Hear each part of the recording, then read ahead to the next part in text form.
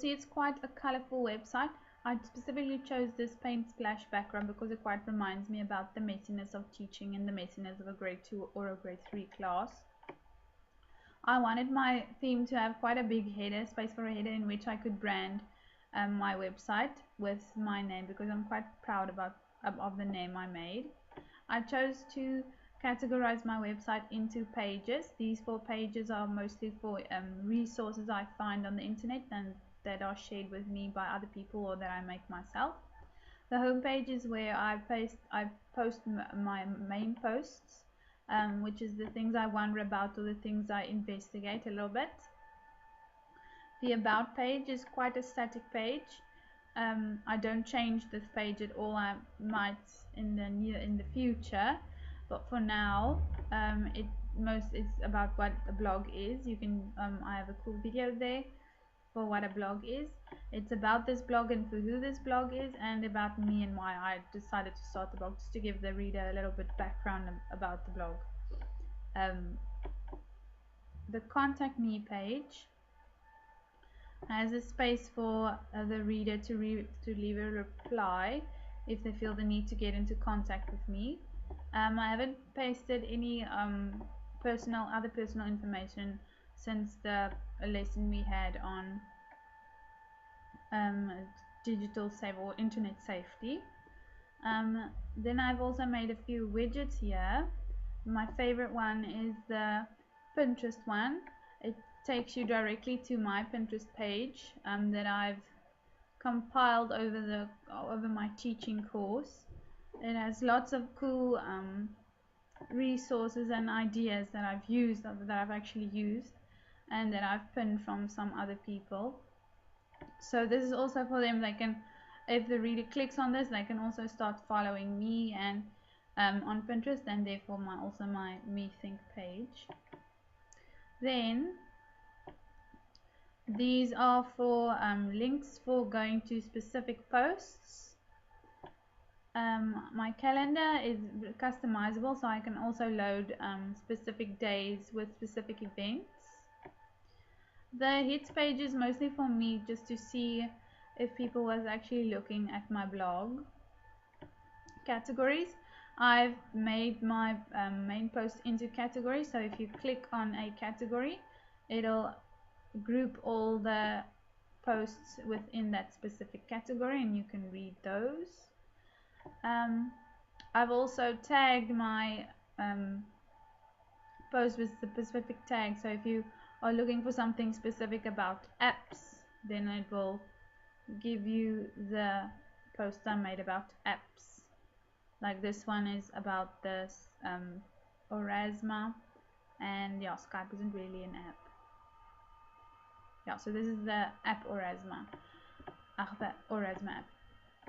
Yeah, and then I've also added a subscribe button to which the reader can subscribe. You just post your email, and every time I make a post, it notifies you. This was mostly for collaboration, so every time I make a post, people know about it and then would be able to read it and hopefully make a post, and we can start some meaningful conversation. Yeah, so this is the design of my website. When I started off, I quite struggled to choose a theme I liked, because I wanted a big header with a small name, because it names your website twice, and I wanted the background to be customizable. I also wanted it to be organized like this one, with all the posts easily accessible. You can see them easily, and you don't have to click on a widget and then wait for it to load and so forth. So you can just scroll up and down and you can see all the main posts that I want you to see. And yeah, it was easily customizable, and I could also change the color to pink, which is my favorite. More a coral, but it's my favorite coral color. Yeah, so that's the design of my website. So I just wanted to tell you a little bit more about the name of my website, methinks. It's actually a very old English expression used in the place of "it seems to be," as in it's going to be a very sunny day today, methinks, or life has been rather hard on her, methinks. It's a very old English expression, and we don't really speak that way anymore today, so I find it quite interesting. But the actual inspiration was this quote from Dr. Seuss: "Think left and think right and think low and think high. Oh, the thinks you can think up if only you try." So thinks is used as a noun there, as something concrete almost, which is exactly what the website is. It's almost concrete little nouns of my thoughts. So I thought methinks would be quite a fitting name for this website and what I wanted to do on it.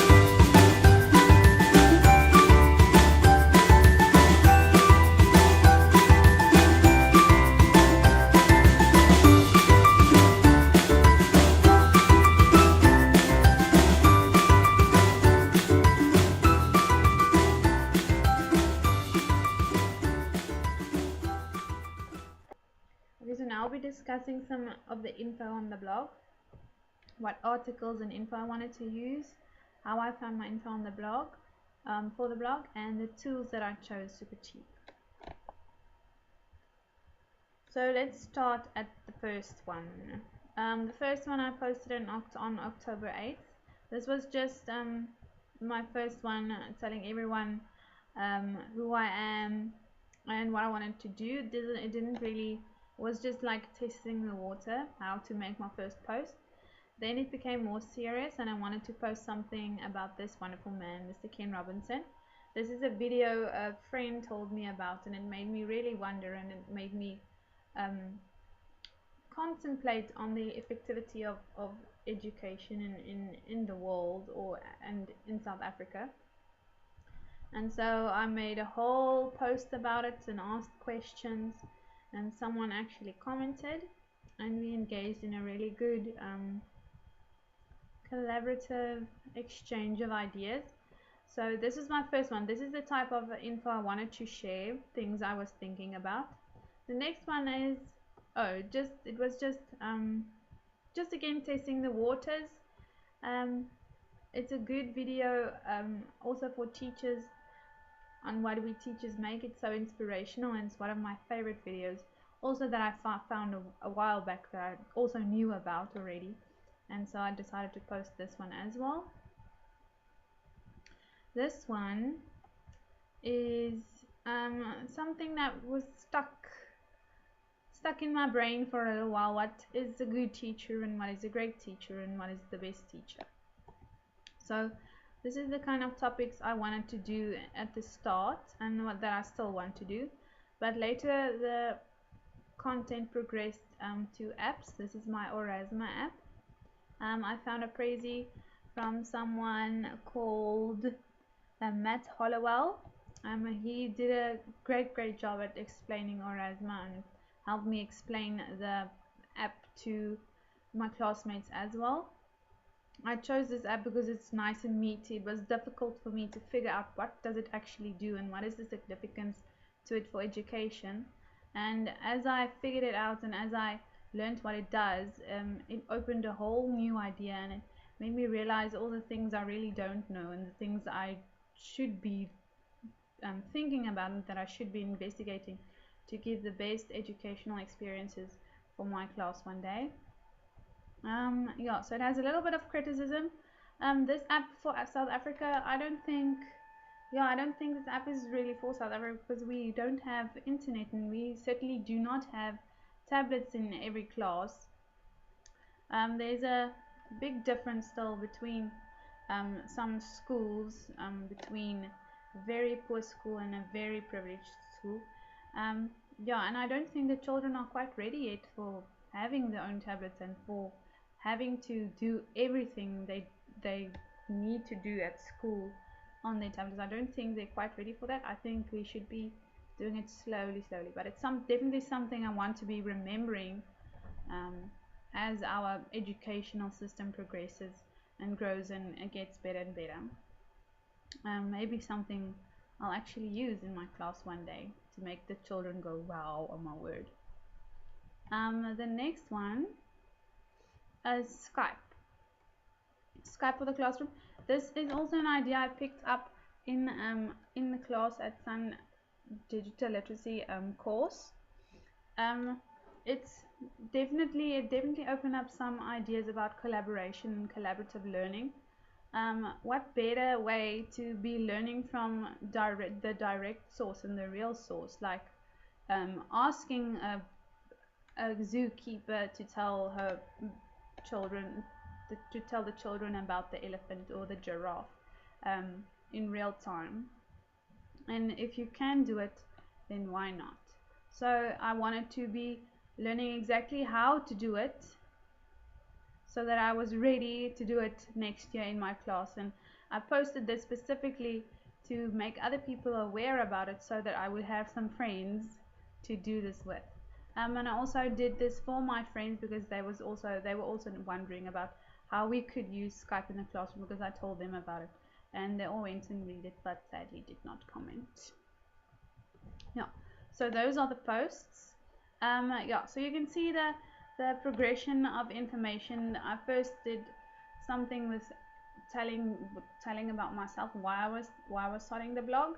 Then the information I posted was more things I thought about, deeper things, and then it progressed to certain things I could use in my class as I got more and more excited about actually having a job next year. So that's the information. So next we'll be looking a little bit more at interaction and communication. I've had quite a bit of communication on my blog, but I wanted to direct your attention to my favorite piece of interaction that I had at the beginning of this whole new blog. A guy posted something in reference to the Mr. Ken Robinson post. However, he did it on the wrong post.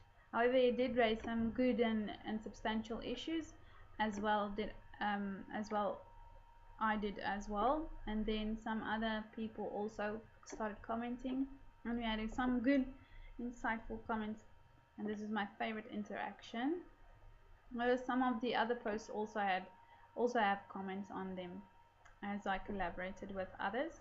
Then I just wanted to show you the my very first post I made about my methinks. It's you click on the link and it takes you directly to the updated website right here.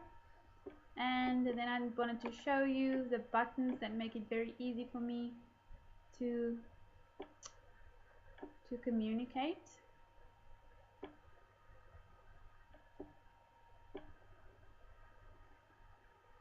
These buttons, I can tweet, Facebook, or email my post to anyone I would like, and so can any viewer.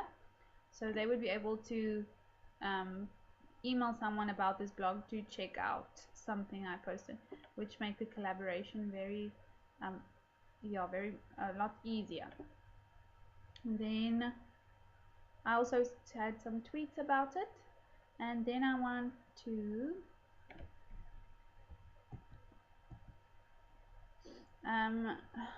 take you to the last slide, which is the value of it all. I think this quote from Mr. Walt Disney sums up what I learned from this course quite well. It says, around here, however, we don't look backwards for very long.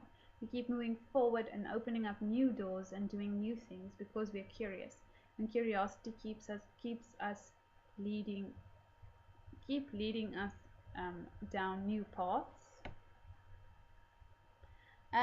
Yeah, so this course made me aware of how little I did know and how much there still is for me to learn, and it inspired me to be more curious and gave me a canvas on which to paint my freshly acquired knowledge, like all the apps and all the systems I could use, and all the communication systems that I could use to communicate with parents. And it also helped me with a lot of my interviews, as lots of schools are becoming very digital and technological. And it also taught me about balance, and that teaching is definitely not about me. It's for those little brains that still need to do their developing. So teaching is more about them, and I shouldn't be teaching the way that's easy for me. I should be teaching the best way for the children, for the learners. And yeah, so that's what I learned throughout this course, and it made me very excited to be part of education, because there's so much you can do and there's so many lives you can touch. Yeah, so I hope you enjoyed my video, and until next time, I will definitely be making some more of these because I love them.